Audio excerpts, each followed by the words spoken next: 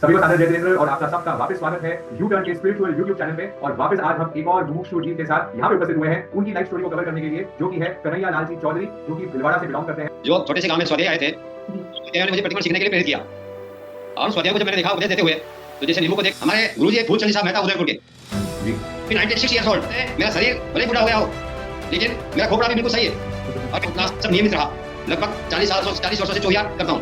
एक भी दिन चौहिया तोड़ने का अवसर नहीं आया। मैं कुछ नहीं, मैं तो ये कहता हूँ, घर में भी दीक्षा पाली जा सकती है, जंगल में भी दीक्षा पाली जा सकती है, धर्मस्थान में भी दीक्षा पाली जा सकती है। दीक्षा तो एक भाव है। कन्हैया लाल जी यही चीज कह रहे हैं कि मेरी उम्र कोई बड़ी हो गई होगी, नंबर में होगी, क्यों होगी, ये जस्ट का नंबर कई बार सुनते हैं। और आज भी 100 में से 90 लोग आकर के जो लेते हैं वो ये कहते हैं, गजब कर दिया आपने, ऐसे कैसे कर दिया।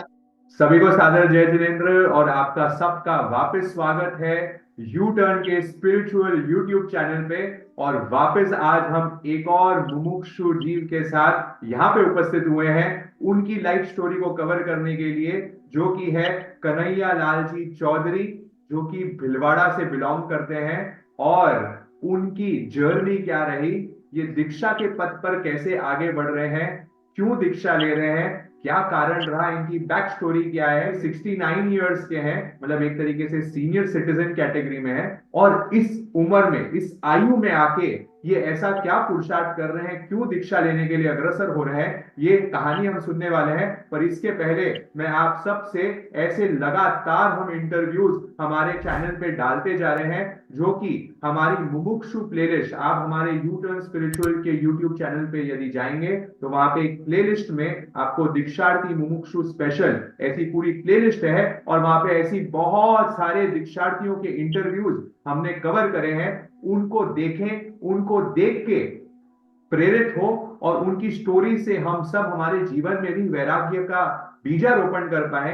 यही इंटेंशन के साथ आप भी इस चैनल को सब्सक्राइब जरूर करके रखें, नोटिफिकेशन बेल पे भी प्रेस करके रखें, ताकि ऐसे और इंटरव्यूज जो, क्योंकि अभी दीक्षा का सीजन वापस आ चुका है, 16 जनवरी को बहुत सारी दीक्षाएं आचार्य हीराचंद जी महाराज साहब के सानिध्य में होने जा रही है जोधपुर शहर में। और ऐसे बहुत सारे वीडियोस हम आगे भी डाल रहे हैं, तो आप कमेंट करके भी हमें जरूर बताइए कि आपको ये इंटरव्यूज कैसे लग रहे हैं, आपके जीवन में उससे क्या प्रभाव आया।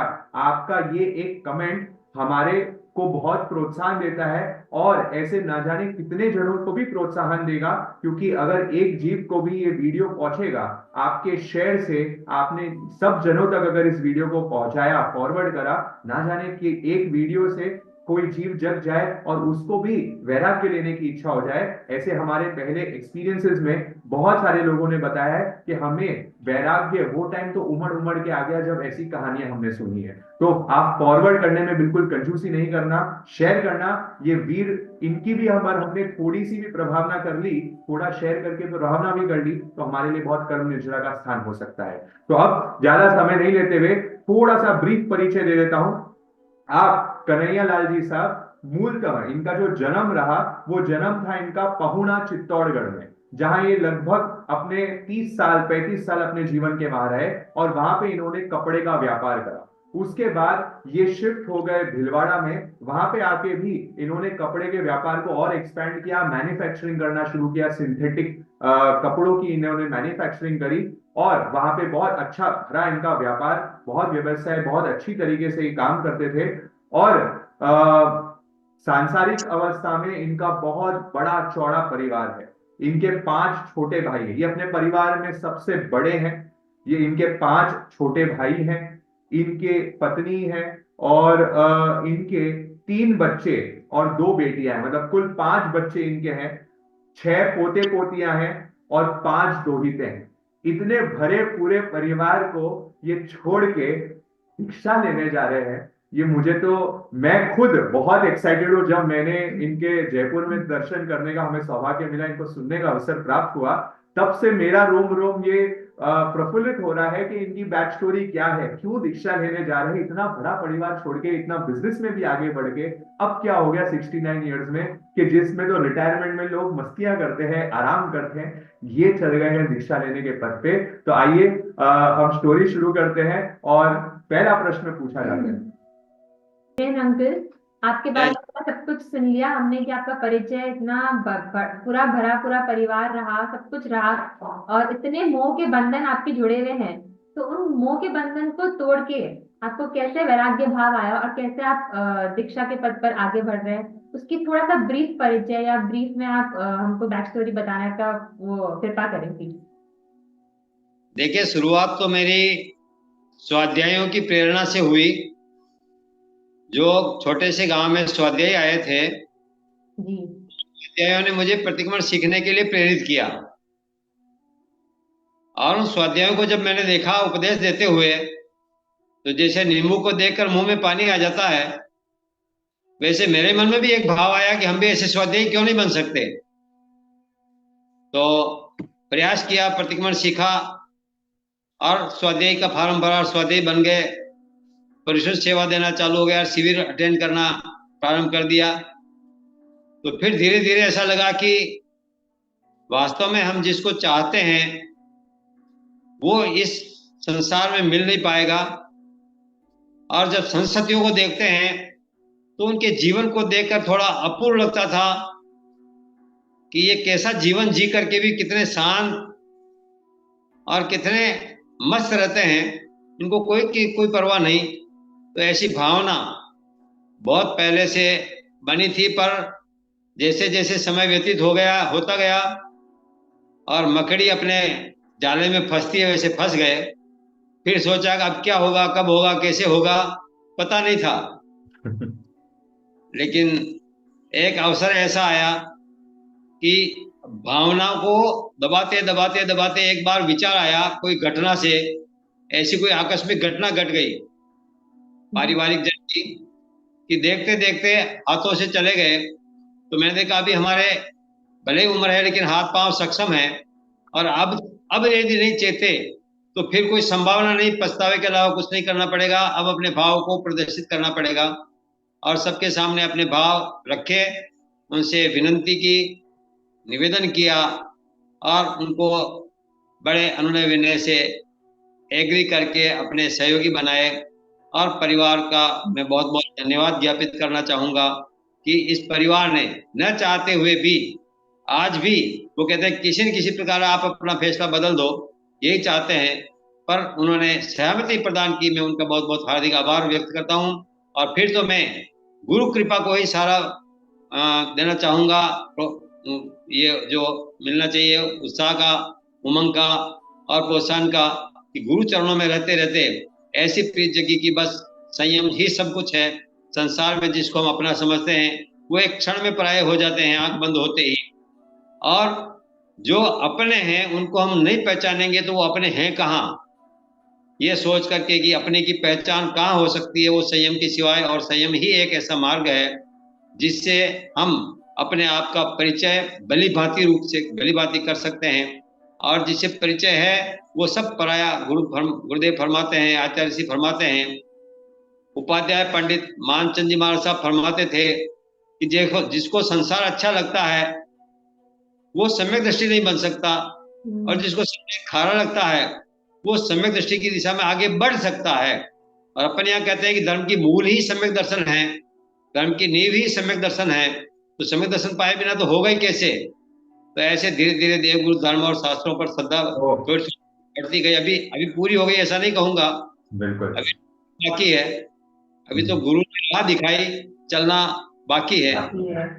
सो अंकल की आपने अभी हम जब सुन रहे हैं, हम सभी जो यहाँ पे उपस्थित दर्शक जो सुन रहे हैं, सबके मन में ये तो मैं आपको बता दूं कि जिस तरीके से अभी आप एक्सप्लेनेशन दे रहे हैं, ऐसा ही लग रहा है कि कोई महाराज साहब जो है वो आके पूरा प्रवचन जैसा सार हमें दे रहे हैं। ये इसलिए है मैं आप सबको ये बता दूं कि ये 40 साल में इनके इंट्रोडक्शन में बताना भूल गया, ये 40 साल से अपनी स्वाध्याय सेवाएं दे रहे हैं। जिन लोगों को स्वाध्याय का अर्थ नहीं मालूम है उनके लिए मैं बता देता हूँ, स्वाध्याय वो होते हैं जो जिस क्षेत्र में संत सतियों का चातुर्मास नहीं होता है उन क्षेत्रों में जाके स्वाध्याय संघ एक स्थापित हुआ है, जो 8 दिन ऐसे श्रावक श्राविकाएं 8 दिन साधु जैसा जीवन जीते हुए 8 दिन लोगों को पर्युषण की आराधना कराने में थोड़ा हेल्प करते हैं, सहयोग करते हैं, तो ऐसे 8-8 दिन पर्यूषण में जाने का महान लाभ, महान सेवा का कार्य कन्हैया लाल जी साहब पिछले 40 वर्षों से कर रहे हैं। और जैसे इन्होंने अपनी कहानी में बताया कि इनका सबसे पहला संपर्क कोई साधु संतियों से नहीं हुआ, कोई संत सतियों से नहीं हुआ, इनका सबसे पहला संपर्क जिनवाणी के लिए एक स्वाध्याय से हुआ। और वो स्वाध्याय के निमित्त से ये जिन शासन में जुड़ गए और इनको धर्म में रुचि आना शुरू करी, और तब से फिर संसतियों के संपर्क में आना भी शुरू कर गए। तो आप देख सकते हैं कि स्वाध्याय का अपने आप में कितना बड़ा महत्व है। इसलिए स्वाध्याय संघ में जो भी श्रावक श्राविका थोड़े श्रद्धावान हो चुके हैं, वो जरूर अपना सेवा, अमूल्य सेवाएं आपको पर्यूषण में जाके देनी चाहिए। क्या मालूम और कन्हैया लाल जी साहब जैसे जीव बाहर निकल जाए और उनको भी दीक्षा के लिए क्या मिल जाए, उनको भी ऐसी भावना बनने लग जाए। तो क्वेश्चंस का सिलसिला थोड़ा और आगे बढ़ाते हैं, अगले प्रश्न पे चलते हैं। आप कुछ घटना का यहाँ पे बीच में आपने जिक्र किया था, क्या आप वो घटना क्या ऐसा सिचुएशन जिसमें आपको एक डिसीजन जो है पक्का हो गया कि हाँ मेरे को तो अब दीक्षा लेनी है, वो घटना को आप थोड़ा सा और विस्तार में क्या आप बता सकते हैं? 2021 में पर्यूषण सेवा रही थी उधना सूरत में, गुजरात, और क्षमा यात्रा का दिन था। सामूहिक क्षमा यात्रा के बाद जब 8 दिन बाद मोबाइल चालू किया चार्ज करके, तब छोटे भाई का फोन क्षमा यात्रा का आया था। और क्षमा यात्रा का फोन आने के तुरंत बाद 2 मिनट बाद वापस फोन आया। मैंने देखा भूल से लग गया होगा वापस। नहीं, मैंने कहा भाई साहब भूल से नहीं, समाचार देना चाह रहा हूँ, वो समाचार तो अच्छे नहीं है पर कहना जरूरी है। तो उस समय जो समाचार दिए, हमारे एक मामा के लड़के जो 50 साल के अंदर उम्र की थी उनकी, और जिन्होंने 8 दिन संत सतियों के सानिध्य में आप पर्यूषण बनाया और सामूहिक समायाचना में भोजन किया, पारण किया, और 10:15 बजे अपने कार्यस्थल, अपने ऑफिस पर पहुंचे चित्तौड़गढ़ में, और अकस्मात 10 मिनट उनकी तबीयत खराब हुई और हॉस्पिटल पहुंचे, तब तक वो नहीं रहे। ऐसी सूचना फोन पे मुझे मिली, तो मैंने विचार किया, जब सूरत उधना में हमने पर्यूषण पर्व में संवत्सरी दिन मनाई थी, उस दिन सब लोगों ने ये कहा कि आप तो महाराज ही हैं, आप तो महाराज ही बनो, महाराज जैसा ही आपका उपदेश होता है, ऐसा ही आपका व्यवहार होता है। 8 दिन हमने देखा। मैंने कहा आप ऐसा आशीर्वाद दीजिए, हम बनना चाहते हैं पर नहीं बन पा रहे हैं, आप ऐसा सच्चा आशीर्वाद दीजिए। तो उस समय उस घटना ने जगजोर दिया। हालांकि वैसी कोई नई घटना नहीं थी, ऐसी घटनाएं पहले भी कई बार हो चुकी है, पर वो घटना प्रेरणा का स्रोत बनी। जो भाई अभी क्षमा यात्रा कर रहा था, 10 मिनट पहले उस वक्त क्षमा यात्रा का फोन आया और 10 मिनट बाद उसकी जीवन लीला समाप्त हो गई। तो अपन भी पता नहीं कब किस क्षण चले जाएं, ये तो ये सब पराये हो जाएंगे, हम अपना कुछ नहीं रहेगा। जब तक अब क्षमता है, फिर सक रहे हैं, और शरीर से भले ही उम्र है, लेकिन अभी मैं अपने आप को वृद्ध नहीं मानता, मैं अपने आप को युवा ही मानता हूँ, क्योंकि कुछ भी करने के अभी मेरे में ये उत्साह और उमंग है। तो चाहता हूँ कि अब मैं यदि दीक्षा ले लूँ तो अच्छा, परिवार को अनुकूल बनाया, आचार्य श्री के चरणों में, भावी आचार्य श्री के चरणों में निवेदन रखा। उन्होंने भी एक बार तो आनाकानी की कि भाई आपकी उम्र भी है और आप हमसे, आपका परिवार हमसे परिचित नहीं, आप तो स्वदेही हैं, निरंतर जा रहे हैं परिषद में, आपसे परिचित हैं, शिविरों में भी आते हैं, पर परिवार से हम परिचित नहीं है, इसलिए सहज में तो हम स्वीकृति प्रदान नहीं करेंगे। फिर आदरणीय हमारे पूज्य जी महाराज साहब, प्रमोद मुनि जी महाराज साहब, जो बहुत अच्छी तरह से आत्मीयता बरतते हैं और बहुत बड़ा स्नेह रखते हैं, तो उनको मैंने निवेदन किया, बाबा जी श्री का इतना विशेष संपर्क नहीं रहा, आपसे बहुत संपर्क है, तो आप कुछ करें। नहीं कहेंगे मिल। और उन्होंने जब 12 फरवरी को दीक्षा थी जोधपुर में, उस समय वो सब संत मिले, चर्चा हुई, और उन्होंने मेरे लिए एक जैसे सिफारिश की कि भाई नहीं, कन्हैया लाल यदि आगे बढ़ना चाहता तो अपना स्वाध्यायी है, बड़े ही उम्र में है, उसको कोई तकलीफ होगी तो हम कंधे पे भी उठा के चल, उनकी भावना पूरी करनी चाहिए। ऐसा फिर उनसे स्वीकृति मिलते ही मेरा हो गया, और जब परिवार की सहमति मिल गई तो और मेरा उत्साह बढ़ गया, और अब मुझे बहुत प्रसन्नता हो रही है कि बहुत शीघ्र ही मैं उस पद को प्राप्त करूंगा। हालांकि वो प्रसन्नता का कोई प्रसंग नहीं है, फिर भी वो एक शुरुआत ही होगी, वो एडमिशन है, अभी कोई प्राप्ति नहीं होगी उससे, वो प्रवेश मात्र है।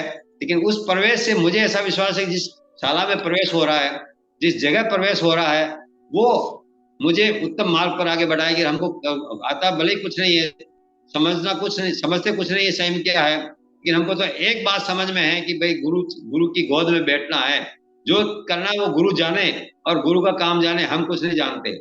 बस फिर जो गुरु कहेंगे वो हमें करना है, गुरु जो चाहेंगे वो हमें बनना है, और गुरु जो बनाएंगे हमें बनना है, ये ऐसी भावना। जी जी अंकल, हम सोचते हैं कि जिंदगी बहुत लंबी है, हम आगे ले लेंगे, दीक्षा आगे ले लेंगे, बट आपने तो वो चीज को सत्य कर दिया। जैसे 4 आश्रम बताए हैं अपने पहले के ग्रंथों में भी, जैसे गृहस्थ आश्रम हो गया, फिर आगे जाके संन्यास आश्रम आता है। जो वो आइडियल जो लाइफ होती है ना, जिसमें आपने बैलेंस कर लिया सब कुछ, आपने व्यापार भी कर लिया, फैमिली भी सेट कर ली, उसके बाद आप संन्यास आश्रम की तरफ आगे बढ़ रहे हैं। तो मतलब एक बैलेंस लाइफ जिसमें आपने हर चीज देख ली दुनिया की, और फिर आप छोड़ के एकदम ज्ञान पूर्वक आगे बढ़ रहे हैं। तो वो एक सबके लिए बहुत प्रेरणादायक वाली चीज है कि आइडल जैसे अपन सोचते हैं वैसे ही आपके जीवन में होने जा रहा है। और अ, निमित्त कितना इम्पोर्टेंट रोल प्ले करता है हमारे सबके जीवन में, निमित्त का कितना बड़ा रोल है वो अंकल। मैं ऐसा मान रहा हूँ अपने आप को, और जिज्ञासा जरूर है कि वो छोटे बनने पर ही, छोटा मानने पर ही हम आगे बढ़ सकते हैं। ऐसा नहीं कि न भावना थी, न है, न रहेगी। ये ये यही वीडियो, आपकी हाँ ये सब कुछ वीडियो है। जो इंटरव्यू हो रहा है, इसका जी। सबसे बड़ा लर्निंग जो मुझे व्यक्तिगत रूप से लग रहा है, देखिए दीक्षा वैरागी की स्टोरी तो हम सुन रहे हैं, पर उससे भी ऊपर मुझे जो लर्निंग इस इंटरव्यू से जो मिल रही है वो है कि हर समय, हर टाइम हमें खुद को एक छोटा बच्चा ही समझना चाहिए। एक क्यूरियोसिटी, एक जिज्ञासा की जो प्रवृत्ति है, आप देख सकते हैं इस उम्र में भी बार बार कन्हैया लाल जी यही चीज कह रहे हैं कि मेरी उम्र कोई बड़ी हो गई होगी, नंबर में हो गई, हो एज इज चुकी जस्ट होगी। नंबर। Age is just a number, हम कई बार सुनते हैं डायलॉग को, पर ये साक्षात आज हमें हमें दिख रहा है कि वो व्यक्ति समझ रहे हैं कि नहीं, मैं तो अभी पूरा उमंग में हूं, मैं बड़ा उत्साह में हूं। बहुत यंगस्टर्स को ये पीछे छोड़ दे, ये एनर्जी, और ये एनर्जी कहां से आ रही है? सिर्फ अपनी जिज्ञासा की प्रवृत्ति से। तो जो भी सीनियर सिटीजन आज ये इस वीडियो को देख रहे हैं, आज इस इंटरव्यू को देख रहे हैं, और जो यंगस्टर भी ये सोच रहे हैं 30-40 साल के बाद, अरे मैंने तो बहुत, अब तो बहुत थक गया, मेरा ये हो गया, मेरा ऐसे हो गया, वो थोड़ा ऊर्जा को बढ़ाइए, वो आप इनके ऊर्जा से थोड़ी ऊर्जा लीजिए कि अरे अभी तो जिंदगी शुरू हुई है, अभी जो करना है वो अभी कर लो, क्या पता फिर मौका मिलना है या नहीं है ना। क्योंकि इन्होंने जो स्टोरी सुनाई है हमें कि कहा, एक बस एक निमित्त, ऐसा डेथ की कहानी हमने बहुत सुनी है, पर आए दिन सुनते आए रहते दिन हैं सुनते छोटे हैं, बच्चों पर की ये तो। निमित्त, क्योंकि आज उत्तराधीन सूत्र में भगवान भी कह रहे हैं असंख्यम जीवी है माप में, ये जीवन बड़ा असंस्कृत है, ये हमें नहीं मालूम कि कब चले जाएगा, कहाँ रहने वाला है। और वो बस जो भगवान की जिनवाणी का एक वाक्य कोई ना कोई निमित्त के माध्यम से कन्हैयालाल जी साहब के जीवन में उभर गया और ये आगे बढ़ने की शुरुआत कर दी है।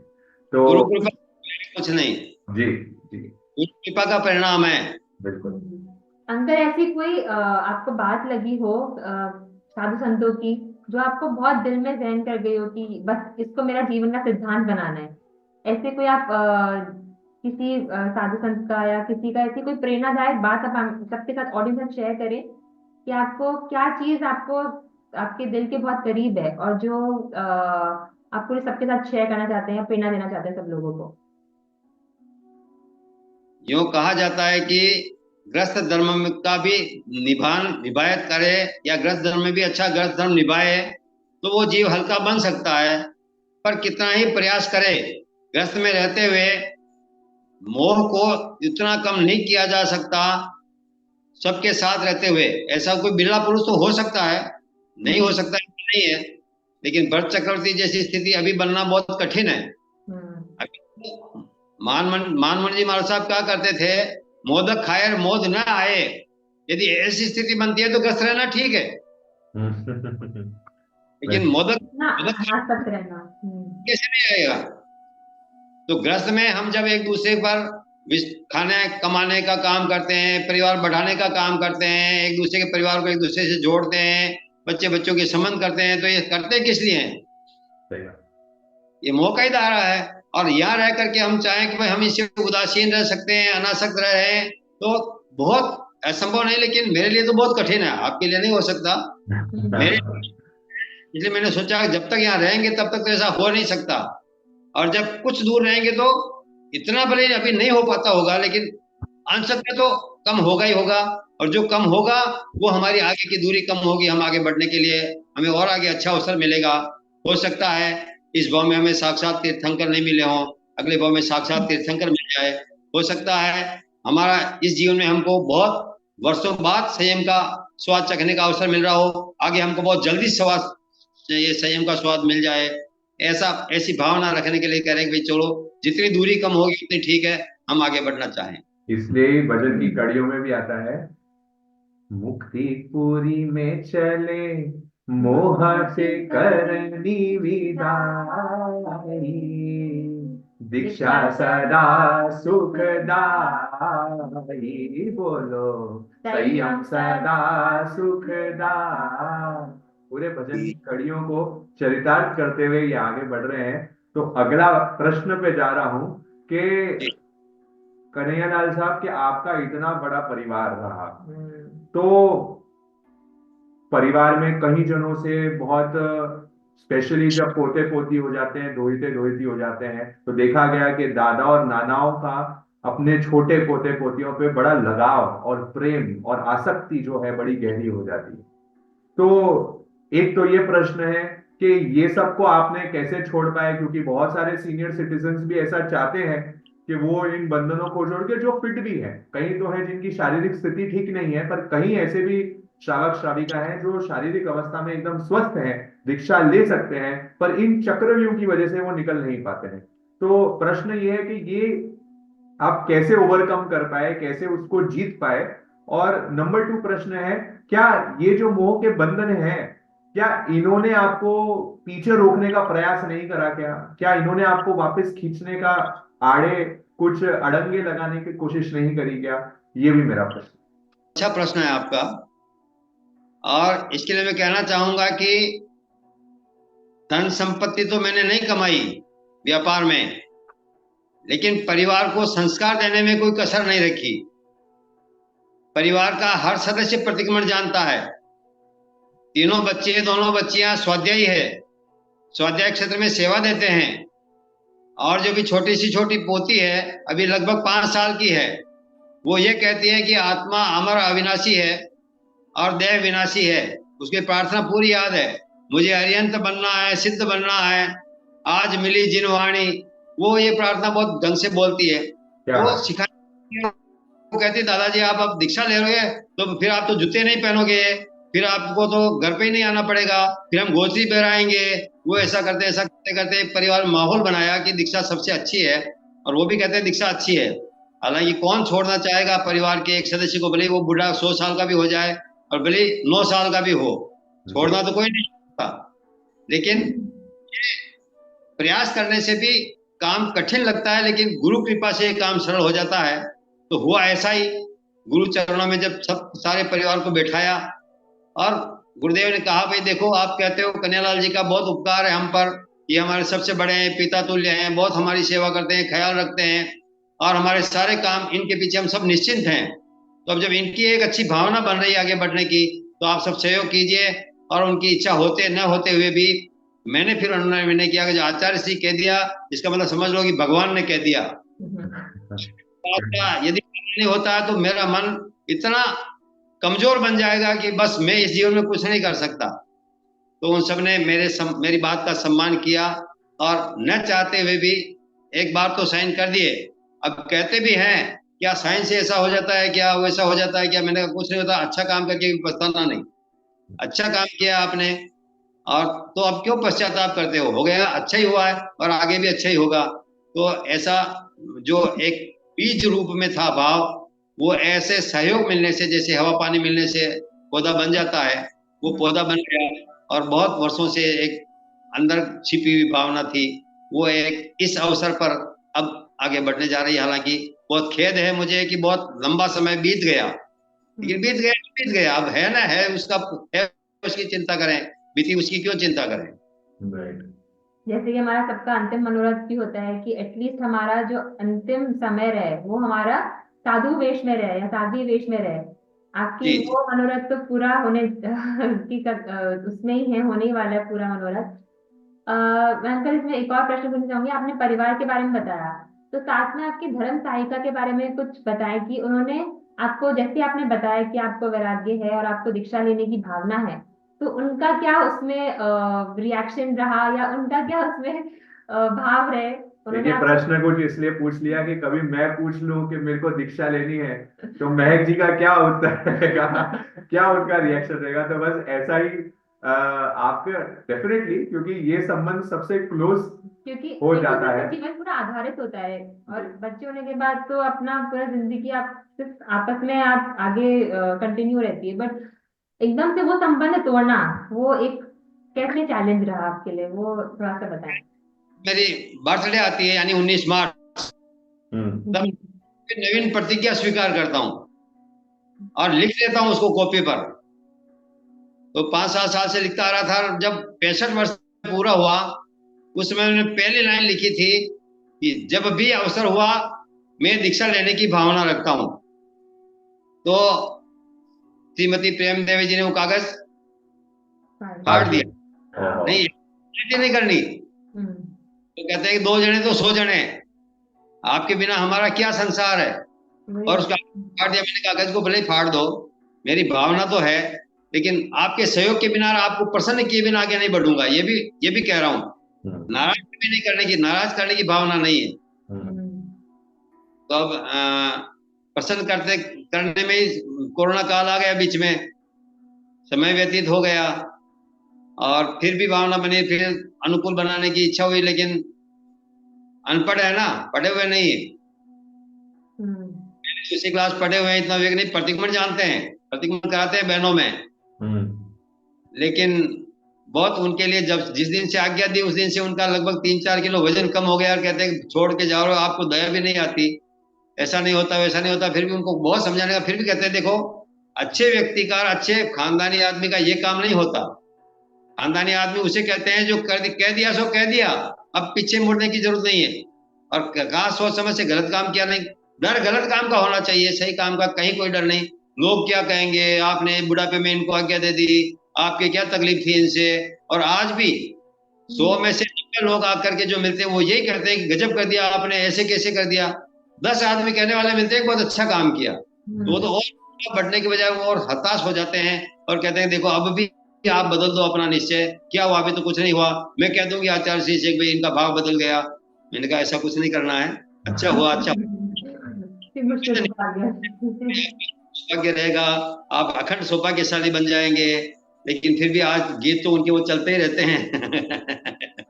सो मेरे को लगता है कि आज के वीडियो के बाद ऐसे जितने लोग हैं जो आपसे कुछ भी प्रश्न, आप उनको डाउट लगता है कि कहीं ना कहीं किसी की वजह से आपने दीक्षा ले ली होगी, कोई बाहरी कोई अलग कोई कारण हो गया होगा जिसकी वजह से दीक्षा ले ली होगी, उन सब लोगों तक जब ये वीडियो पहुंचेगा, मुझे लगता है कि उनके सारे डाउट्स क्लियर हो जाएंगे कि इनकी संकल्प शक्ति कितनी मजबूत है। ये वैराग्य दीक्षा लेना कोई हंसी मजाक का खेल नहीं है कि आज इच्छा हुई कि मेरे को बस एक चॉकलेट चाहिए और चॉकलेट ले ली और खा ली। ये इतना सरल कार्य नहीं है। ये है अंगारों पे चलने जितना कठिन कार्य। इनको ये इस उम्र में लेने जा रहे हैं, मतलब इनकी संकल्प शक्ति कितनी मजबूत होगी। जो व्यक्ति ये बता रहे हैं यहाँ पे कि मैं हर बर्थडे पे अपना रेजोल्यूशन, अपना संकल्प लिख देता हूं और उसको पूर्ण करने में प्रयास करता हूं, 65 वर्ष की उम्र में लिख लिया, मतलब इनकी संकल्प शक्ति कितनी मजबूत होगी। ये सब हम सबको यहाँ सीखने का एक बहुत बड़ा वापस पहलू मिल रहा है कि हमारे संकल्प क्या है जीवन में। क्या हम हमारी बर्थडे पे केवल मजे कर लेते हैं, केवल यहां वहां पार्टी कर लेते हैं, या हम हमारे जीवन की दिशा के बारे में भी सोचते हैं, दिशा को सोचते हुए दशाओं को बदलने के लिए सोचते हैं। क्या ऐसा कोई संकल्प हम लेते हैं या नहीं लेते हैं? कन्हैया लाल जी ने अपने जीवन को सोचा। आप देखिए, अगर आपने थोड़ा भी आगमों का अध्ययन करा, शास्त्रों का अध्ययन करा, तो आप देखेंगे हमारे पूर्व के जो नामी श्रावक होते थे, चाहे वो आनंद श्रावक का वर्णन सुने या ऐसे और बहुत सारे श्रावकों का वर्णन सुनते हैं, वो यही करते थे। जब उनका पूरा भरा परिवार सेट हो जाता था, व्यवसाय सेट हो जाता था, वो सारी चीज हैंड ओवर कर देते थे अपने बेटों को और फिर निकल जाते थे वो दीक्षा के लिए या निवृत्ति के लिए। जिसकी जैसी आगे बढ़ने की रुचि पड़ी, पर ऐसा जीवन की व्यवस्था हमारे आगमों में दी है, और उसको चरितार्थ करते हुए आज आपको साक्षात कन्हैया लाल जी दिख रहे हैं। ये सब हम सबके लिए बहुत बहुत प्रेरणास्पद विषय है कि ये आज हमारे समक्ष है। और ये इंटरव्यू इसलिए मैं बार बार कह रहा हूं, इसको जन जन तक पहुंचाइए ताकि इनकी स्टोरी सब तक विजिबल हो, और जो ऐसे नेगेटिव लोग हैं जो अब भी दीक्षा की अनुमति मिलने के बाद भी, आज्ञा पत्र होने के बाद भी, दीक्षा की तारीख खुलने के बाद भी ये विचार में है कि अरे इनकी दीक्षा रुक जाए, कहीं ना कहीं हम इनको वापस ले लें। अरे रे भोले प्राणियां क्या क्या कर रहे हैं, क्या क्या करम बंधन बांध रहे हैं। इनको तो हमें सपोर्टर करना है, हमें तो इनको एंकरेज करना है कि किए पद पे ये कितने निर्मल तरीके से आगे बढ़े। हमें उनकी भावधारा को और बढ़ाने का प्रयास करना है। तो आगे प्रश्न का सिलसिला शुरू करते हैं, जारी रखते हैं।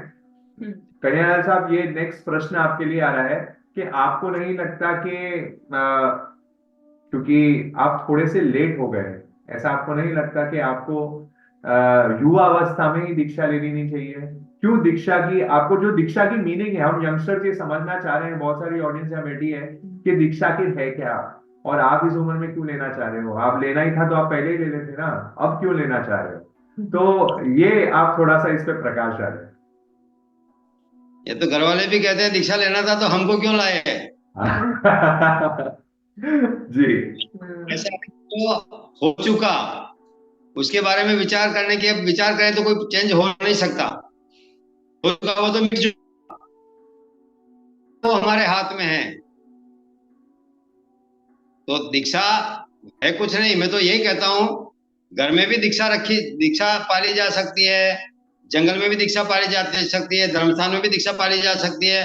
दीक्षा तो एक भाव है और वो अपना एक विचार है, लेकिन वो विचार कहाँ आगे बढ़े और कहाँ विकास को पाए, उसके लिए संयम के पास रहना आवश्यक है। और वो अब कम समय में कैसे कितना आगे बढ़ सके, तो ऐसा शुद्ध वातावरण मिले, ऐसा शुद्ध स्नेह मिले, और ऐसा शुद्ध हमको आगे बढ़ने की प्रेरणा मिले, इस अपेक्षा से। और बाकी यो कह के लेट तो हुआ, भले मैं भी मानूं कि विलम्ब हुआ, लेकिन मैं ये नहीं मान रहा हूँ विलम्ब हुआ सो हुआ, अब क्यों विलम्ब करें? क्या पश्चाताप करना? मिट चुका, हो गया जो मिट चुका।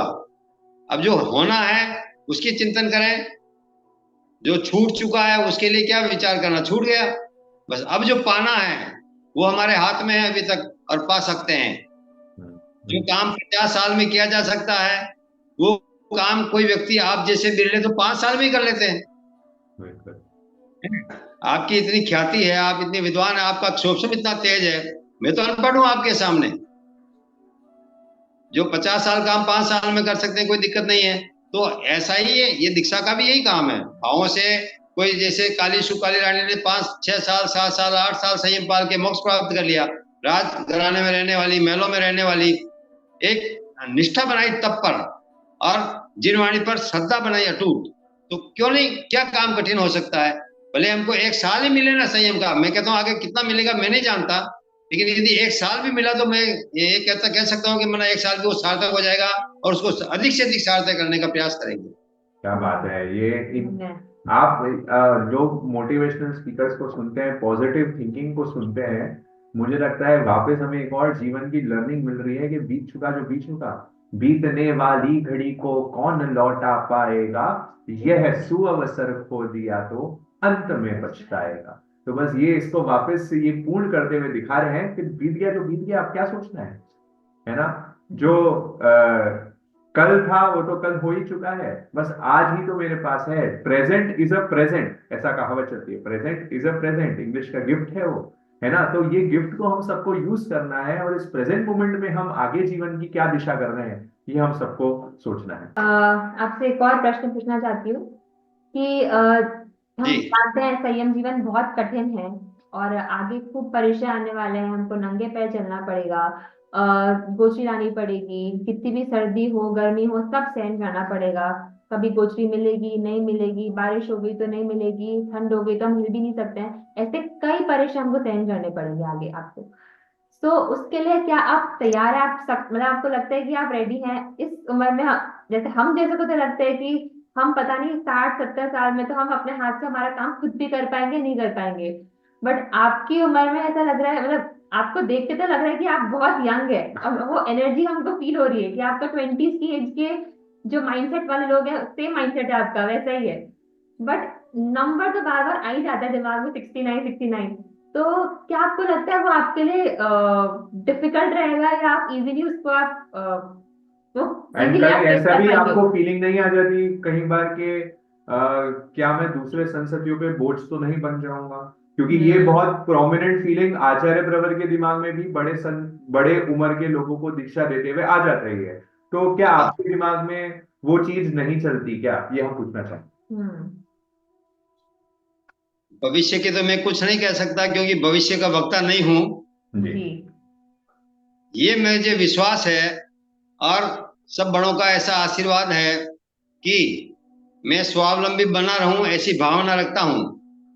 और परिचय की जो बात कही आपने, कठिनाइयां जो आती है संयम जीवन में, एक कहानी सुनी है कि एक हम्म। बच्ची अपने छोटे भाई को लेकर के पहाड़ पर चढ़ रही थी। हम्म। हम्म। तो लोगों ने कहा, बच्ची तू तू भी छोटी है, इस बच्चे को उठा के चढ़ रही, तेरे को वजन नहीं लग रहा क्या? तो बच्ची कहती, वजन? किसका वजन? ये तो मेरा भाई है, भाई। हम्म। भाई को लगता क्या? यानी वो मेरा पंजा होता, वहां वजन नहीं होता। तो जो संयम को भार रूप में स्वीकार करे, उसको कठिनाई आती है। उसको तो छोटे सरल काम भी कठिन लगते हैं। और जो उसको अपना समझ के, ये तो संयम तो मेरा काम है, मेरा दायित्व है, मेरे उत्थान के लिए है, जहाँ उस संयम में मेरापन आ जाए, संयम में अपनत्व आ जाए, वहां तो कितनी कठिनाई आए। क्या कठिनाई आए? अमेरिका पुत्र का कथन सुनते हैं उत्तराधीन सूत्र में, हम ढेरों कहानियां सुनते हैं, और सुनते ही नहीं, देखते हैं, या मनुष्य जीवन को देखते हैं, और तिरंज जीवन को देखते हैं। बेचारे कितने परवश हैं, कुछ भी नहीं कह सकते, कितनी आपदाओं का सामना करते हैं। और बेचारे मनुष्य फुटपाथ पे सोने वाले कितनी सर्दी गर्मी भूख प्यास सारा सहन करते हैं, वो भी तो कर रहे हैं। तो उनसे तो अपना इतना नहीं होगा। आज आज के जमाने में तो संसदियों को कोई जंगल में भी नहीं रहना पड़ता, बहुत बड़े अच्छे अच्छे भवन मिल रहे हैं। और गोचरी भी हो सकता है कभी ऐसी प्रतिकूलता आए, या वो मौसम का ऐसा प्रतिकूलता आ जाए, तो अच्छा है ना, तब करने का एक अवसर मिलता है। भगवान यही कहते हैं, जब अच्छा गोचरी मिल जाए तो अच्छी बात है, नहीं मिले तो और अच्छी बात है, तब करने का अवसर मिल जाता है। तो जिसको अपना अपना समझ के करते हैं, वहां कोई कठिनाई होती नहीं, कठिन काम होते नहीं है। और जो कठिन वो होता है जिसको अपन भार रूप में माने। तो ये भार रूप नहीं, मैं तो स्वेच्छा से अपनी इच्छा से आगे बढ़ना चाह रहा हूँ, कहाँ मुझे भार लगेगा? कितनी कठिनाई हो ना, कठिनाई है नहीं, और कठिनाई मुझे क्या, वो गुरु कृपा से सारी कठिनाई सहज हो जाती है, सरल हो जाती बहुत ही बढ़िया, बहुत ही बढ़िया था। मैं इस पे ही एक और प्रश्न आपसे पूछना चाह रहा हूँ कि है। जैसे आपके पूरे वीडियो में एनर्जी, यंग, हेल्दी, ये सारे हम जो ट्रेड्स हैं हम सब देख पा रहे हैं। इसका राज क्या रहा? क्या बचपन से आपने कोई जीवन शैली को फॉलो किया? ये स्वस्थता अभी तक आपने कैसे टिकाई? जैसे अभी महक ने कहा कि हमारे लिए हम विचार भी करते हैं कि 60 70 साल में हमारी अब क्या स्थिति होगी, है ना? तो हमें बड़ा सा लगता है कि क्या मालूम हमारी क्या शारीरिक की अभी से ही पता नहीं, ये दुखता है ना, वो दुखता है ना, ऐसा होता है। तो आपकी आप क्या लाइफस्टाइल क्या है, लाइफस्टाइल? आपकी क्या दिनचर्या रही? जी, वो हम थोड़ा सा जानना चाहेंगे, बचपन से आपने कैसा जीवन जी? जी जी जी जी। हमारे गुरुजी एक फूलचंद जी साहब मेहता, उदयपुर के, जी। 96 ईयर्स ओल्ड। और उनका 45 साल पहले मेरा परिचय हुआ, पहली बार। 45 साल पहले पहली बार स्वाध्याय शिविर में परिचय हुआ। और वो अच्छे वरिष्ठ स्वाध्याय साधक हैं, आचार्य जी के भक्त हैं। वो आज भी इस अवस्था में भी 5 घंटे सत्संग में बैठा तो उनको बोलते हुए थकते नहीं है, और हम सुनने वाले थक जाते हैं, वो नहीं थक। वो कहते हैं, मेरा शरीर भले ही बूढ़ा हो गया हो, लेकिन मेरा खोपड़ा भी बिल्कुल सही है, और मेरा दिमाग सही है। और उनको सारा अध्यात्म का ज्ञान जैसे रटा रटाया, और आत्मा संबंधी बहुत गंभीर चर्चाएं करते हैं। तो उनको देखकर तो अब हम कहते हैं, हम तो आपके बच्चों के तुल्य भी हैं, तुल्य भी नहीं, हम तो इतने कैसे शीतल हो जाएं? तो उनको देखकर थोड़ा उमंग बढ़ता है। और दूसरा ये कि बूंद बूंद करके गड़ा बढ़ता है। जीवन शुरू से उन त्यागी महापुरुषों के सानिध्य से रहा, तो लगभग खाना पीना सोना बैठना उठना सब नियमित रहा। लगभग 40 वर्षों से चौहियार करता हूँ। एक भी दिन चौहियार तोड़ने का अवसर नहीं आया। क्या बात है, क्या बात स्वाध्याय सेवा दे रहा हूँ, एक भी वर्ष बीच में रुकावट का अवसर नहीं आया, भले ही कोई प्रतिकूलता आई होगी, लेकिन मैं परिश्रम में जाना नहीं रुका। तो ये उत्साह आगे से आगे बढ़ता रहा। जैसे परीक्षाएं कभी दी मैंने, आज भी परीक्षाएं देने को मैं तैयार हूँ। धर्मचंद साहब ने, हमारे परीक्षा बोर्ड के रजिस्ट्रार महोदय हैं, उन्होंने जितनी जितनी परीक्षाएं स्वाध्यायों के लिए बनाई वो सब मैंने पास की। क्या बात और जब परीक्षा 12वीं की थोकड़े की और 12वीं की, वो सब मैंने पास की बिफोर लास्ट ईयर। मैंने धर्मचंद साहब निवेदन किया कि आपकी सारी परीक्षाएं पास कर लिया, एक परीक्षा में आप और मुझे सर्टिफिकेट दिला दो, एक परीक्षा में पास करा दो तो मैं आपका बहुत बहुत उपकार मानूंगा। भाई क्या कन्हैयालाल जी क्या चाहते हो? मैंने कहा गुरुदेव के चरणों में रखने का एक अवसर दिला दो बस। और ये उनसे निवेदन किया उन्होंने। आपके लिए क्या अवसर है, आप तो स्वयं स्वीकार करो, आप तो हमारा सबका आशीर्वाद है। तो ऐसे गुरुजनों का आशीर्वाद मिला, आदरणीय फूलचंद जी साहब का सानिध्य मिला और उनसे अपना उत्साह बढ़ता। आज भी फूलचंद साहब 96 ईयर्स ओल्ड, क्योंकि आपकी दीक्षा में तो मैं आऊंगा, जोधपुर तो मैं आऊंगा। आगे आगे शरीर की कैसी परिस्थिति बन जाए हम नहीं कह सकते, लेकिन ये विश्वास है कि बड़ों आशीर्वाद से और गुरु कृपा से दूसरे पर भार न बने, ऐसी मंगल कामना प्रभु से करते हैं। हम स्वाधीन बने रहें अंत समय तक, और हमारा तीसरा मनोरथ सकुशल हम पूरा करें, ये भावना है। बहुत ही बढ़िया साहब, बहुत ही बढ़िया। तो आचार्य हस्तिमल जी महाराज साहब के ये शिष्य रत्न रहे हैं, काफी टाइम आपको बताई दिया। आचार्य हीराचंद जी महाराज साहब के संपर्क में रहे हैं और गुरु हस्त एक वाक्य बहुत बार फरमाते थे, कुछ मत सीखो, सीखो सबसे पहले मन का दृढ़ निश्चय कर। है ना, ये दृढ़ निश्चय, ये संकल्प शक्ति आपने वापस देख ली है कि 40 साल तक चाहे कुछ हो जाए, चौबिहार मतलब पानी की एक बूंद भी नहीं लेना रात को, 40 साल तक लगातार स्वाध्याय सेवा देना बिना एक भी साल कहीं भी रुके, ये अपने आप में बहुत बहुत अपनी संकल्प शक्ति का परिचय दे रहा है। तो जिस भी जीवन में, चाहे आपको कहीं भी सफलता प्राप्त करनी है अपने लाइफ में, संकल्प शक्ति, विल पावर, रेजोल्यूशन पावर, ये बहुत इंपॉर्टेंट चीज है और वो हमें साक्षात आज देखने मिल रही है। तो मुझे तो बहुत बड़ी इंस्पिरेशन मिल रही है आपसे, हम दोनों को यहाँ बैठे बैठे बहुत इंस्पायर, और मुझे ये यकीन है जितने व्यूअर्स हैं यहाँ पे कि वो आपके हर एक वाक्य से जो है बहुत प्रभावित हो रहे हैं।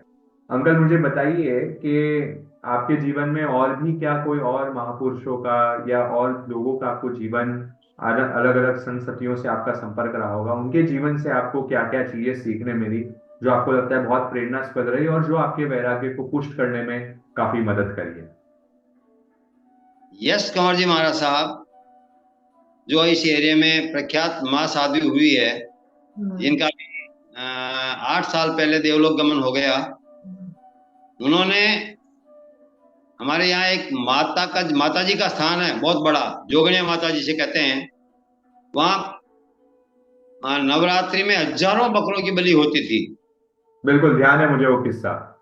और उन्होंने पुरुषार्थ करके सारे एरिया के लोगों को साथ लेकर के बड़ा कठिन मतलब अवरोध जेल उस बलि को इस तरह से बंद करवाया कि वहां अब अहिंसा का स्थान बन गया। तो वो जन्म से जैन नहीं थे,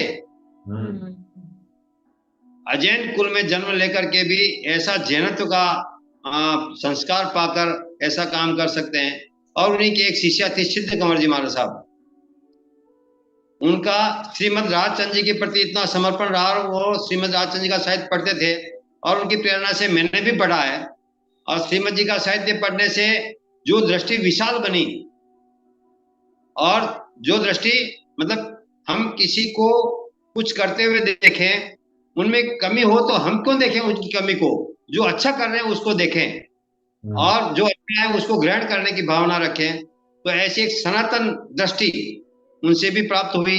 श्रीमद राजचंद्र के वचनों को, उनके वचनामृत को, उनके पत्रों को, आनंदगंज जी, मोहन विजय जी, यशो विजय जी की 24 को पढ़ा तो लगा कि वास्तव में ये कैसे विद्वान हुए और कैसे विद्वान ही नहीं ज्ञानी हुए। तो उन ज्ञानियों से प्रेरणा मिली और आगे बढ़ने का संकल्प हुआ।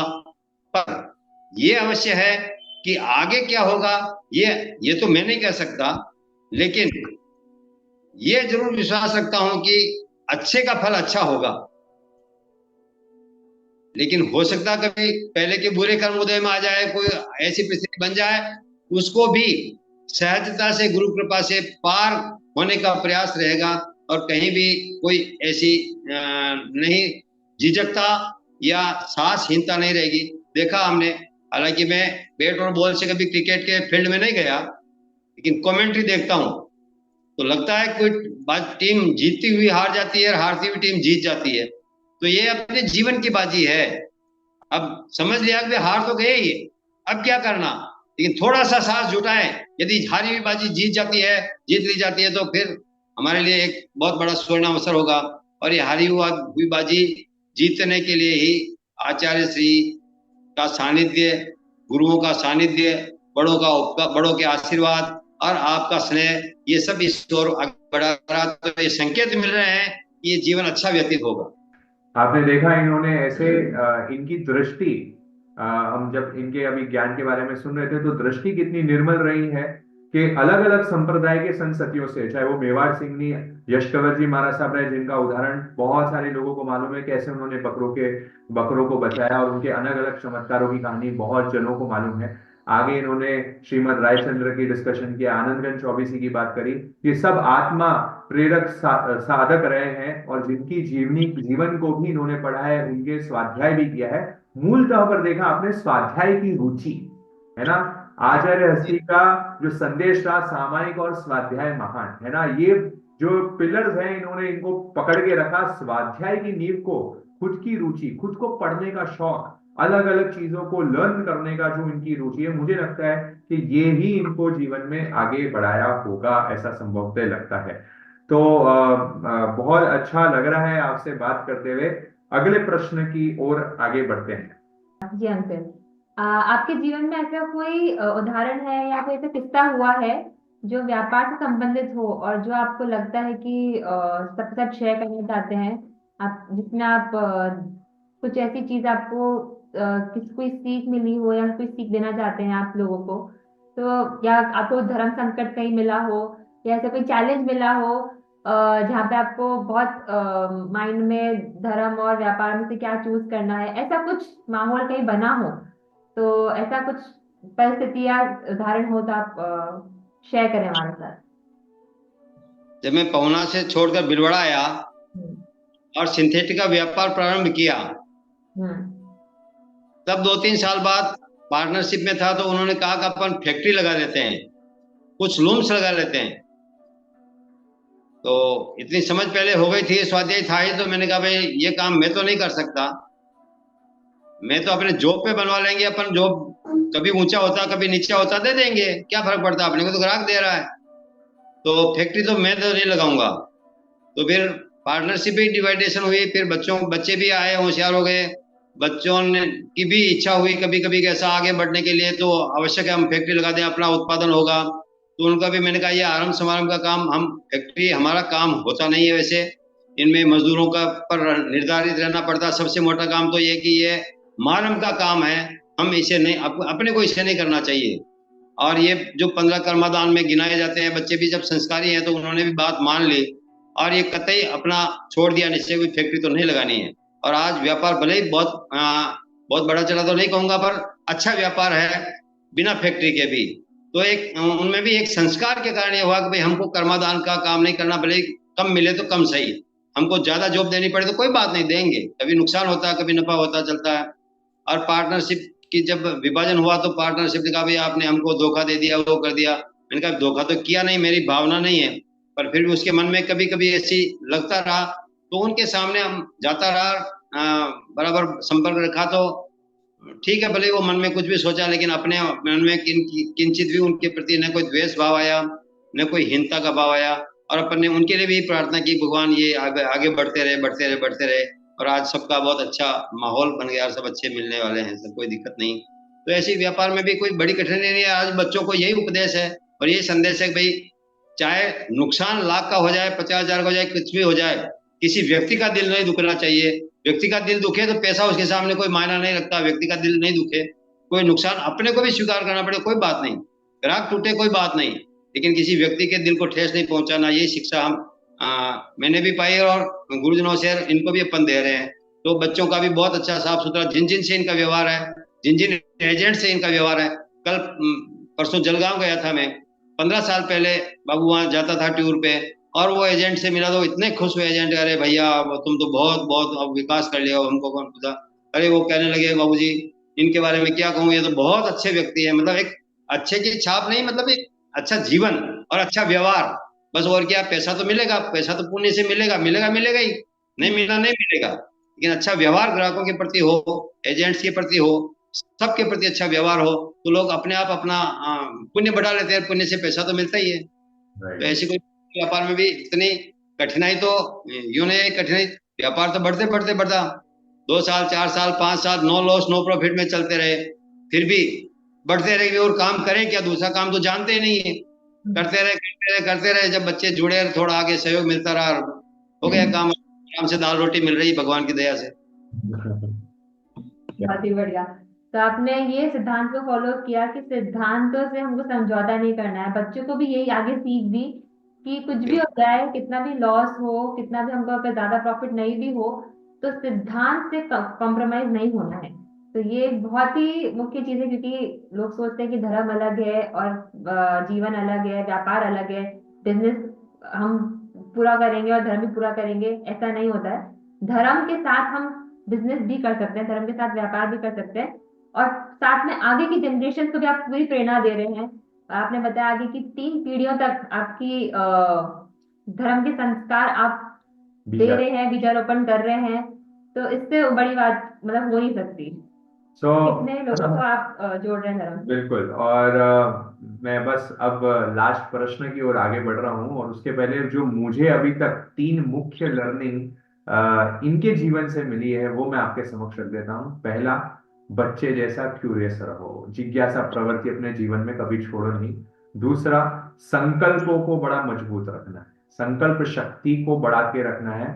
और तीसरा, अपनी स्वस्थता को मेंटेन रखना, स्वाभिमान स्वाधीन जीवन को अपनाना बहुत जरूरी है। तब जाके हम आगे की दूरदृष्टि रख पाएंगे और हमारे जीवन को अच्छा बना पाएंगे। ये 3 मुख्य लर्निंग हमको यहाँ से मिल रही है। लास्ट में बस आपसे प्रश्न पूछ रहा हूं, क्योंकि लास्ट वर्ड्स संसार अवस्था में, फिर हम अब हमें यकीन है हम पाटे पे तो आपको बहुत सुनने वाले हैं, और आपकी अमृत धारा, जिनवाणी की धारा बहुत जनों को प्रभावित करेगी। पर हमारे दर्शकों के लिए आपकी अंतिम क्या सीख है संसार अवस्था में, वो आप कृपा करें और हमें बताएं। न तो कोई पाटे पे बैठने की भावना है, न उपदेश देने की भावना है, उपदेश लेना है अभी तो। और अभी हम सबके लिए ही कर सकते हैं कि हम बहुत ज्यादा पढ़े, ये भी आवश्यक नहीं है, कम पढ़े तो बात नहीं, लेकिन उस पर हमारा गहरा चिंतन हो। भले हम गुरुदेव के उपदेश का एक पेज ही पढ़ें, थोड़ा विचार करके चिंतन करके उसके अनुरूप अपन ढलने का प्रयास करें, या हमारी भावना ऐसी बन जाए कि भाई प्राणी मात्र के प्रति हमारा मैत्री का भाव रहे, सब कल्याण हो, सब सुखी हो, उसमें अपना सुख पाया जाता है।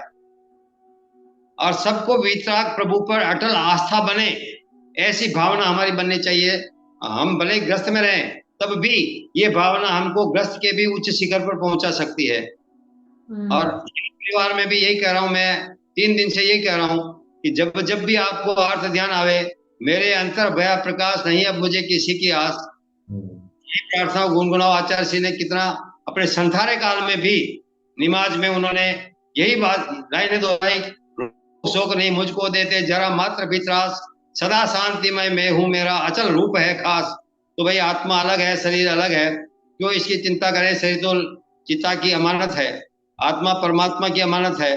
परमात्मा शुद्ध है तो हमारी आत्मा को भी शुद्ध बनाना है। हम परमात्मा स्वयं है।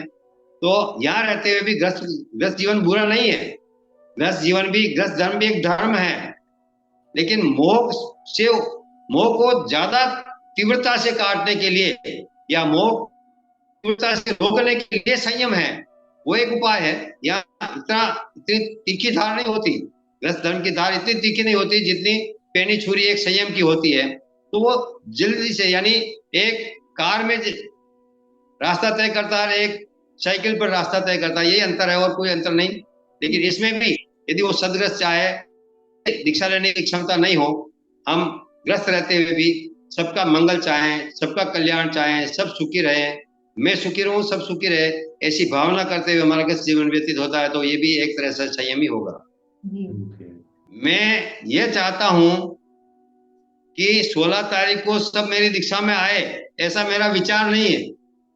मैं सबको यही कहता हूं, जैसे गौतम मुनिषा भिलवाड़ा पधारेंगे परसों, अच्छा। परसों पधार जाएंगे 12 या 13 तारीख को। जी। यहाँ के लोगों को भी मैं यही निवेदन करने वाला हूँ कि आप ये सोच रहे हो कि मैं आपको निमंत्रण दूंगा, नहीं दूंगा। आपको नहीं आना है जोधपुर में, क्या काम है, भीड़ भाड़ में कुछ नहीं होगा, गुरुदेव के दर्शन भी सही ढंग से नहीं होंगे। आप तो यहीं रह के धर्म ध्यान कीजिए, फिर कभी समय निकाल करके 2 दिन 4 दिन 5 दिन 10 दिन का समय निकाल करके आइए, गुरु चरणों में बैठिए, ज्ञान ध्यान सीखिए और ये करिए। 16 जनवरी को आना कोई आवश्यक नहीं है। आप त्याग तप करिए, सामायिक स्वाध्याय करिए और जो गुरु की आज्ञा है आप यही पालन कीजिए, ऐसा निवेदन करता हूँ मैं तो। फिर भी जो आने वाले आएंगे, रुकने वाले रुकेंगे, ऐसा कुछ नहीं। बहुत ही स्पष्ट शब्दों में आपने बताया। आपको बहुत निवेदन, बहुत आपका सहयोग हमें प्राप्त हो, आप जरूर पधारें। बिल्कुल सर, बहुत बहुत आभार, बहुत बहुत धन्यवाद। आपका अमूल्य समय, back to back travelling uncle की रही, Jalgaon, Surat, Jaipur, Bhilwara, back to back इनका ट्रैवलिंग का शेड्यूल था। पर फिर भी हमारे बहुत आग्रह से इन्होंने अपना अमूल्य समय निकालकर हमारे लिए एक इंटरव्यू यहाँ पे दिया है। और ये इंटरव्यू के लिए हम इसलिए इतना पीछे पड़ते हैं हमारे मुमुक्षु भाई बहनों के, ताकि कहीं ना कहीं किसी ना किसी के जीवन में कोई ना कोई बात लग जाए और उनके जीवन में अगर कोई वैराग्य का बीज चले जाए, सम्यक दर्शन की उनको कहीं ना कहीं उत्पत्ति हो जाए। बस इसी लक्ष्य के पीछे हम मुमुक्षुओं को थोड़ा सा उनके व्यस्त समय में भी परेशान करने की अनुमति हम पहले से ही मांग लेते हैं कि हम परेशान करेंगे। वो भी और दीक्षा के इतने नजदीक, समय हाँ, इतना कम है और जी, इतना पहले हम आपको। तो मैं वापस पुनः बहुत बहुत आभार व्यक्त करना चाहूंगा, बहुत बहुत धन्यवाद करना चाहूंगा आपका और आपके पूरे परिवार का, पूरे भरे पूरे परिवार का, जो सहज अनुमति प्रदान कर रहे हैं आपको जिन शासन में अपनी सेवाएं देने के लिए, वहां पूरा अपना जीवन समर्पित करने के लिए। बहुत बहुत आभार। इस वीडियो को जन जन तक पहुंचाएं, हर एक जन तक पहुंचाएं। अब ये ड्यूटी आप सबकी है कि आप जिन शासन की कितनी प्रभावना करना चाहते हैं, हमारे सारे व्यूअर्स, मुझे आशा रखता हूं कि आप लोग ये सब तक पहुंचाएंगे ताकि कन्हैया लाल जी का जीवन हर जन तक पहुंच पाए। इसी के साथ बने रहना, हमारे आगे के वीडियोस के लिए भी सब्सक्राइब जरूर करके रखिए, नोटिफिकेशन बेल प्रेस करके रखना, क्योंकि आगे ऐसे और मुमुक्षुओं के इंटरव्यूज और ऐसे बहुत सारे वीडियोस सेशंस हमारे यू टर्न के चैनल पे ऑलरेडी अपलोडेड हैं। 400 से ज्यादा वीडियोस ऑलरेडी आपको वहां अपलोडेड मिल जाएंगे, बहुत सारे लाइव सेशंस मिल जाएंगे, बहुत सारे इंटरव्यूज मिल जाएंगे। जितना आप ज्ञान ऑनलाइन के माध्यम से सीखना चाहते हैं वो सब हमने वहां उपलब्ध करके रखा हुआ है। सीखने वाले की भूख चाहिए, तो आप लोग आगे बढ़िए, आगे बढ़ने का प्रयास रखेंगे। इसी के साथ आगे हम वापस जरूर जल्दी एक नए वीडियो के साथ उपस्थित होंगे। तब तक के लिए सभी को सादर जय जिनेन्द्र, धन्यवाद।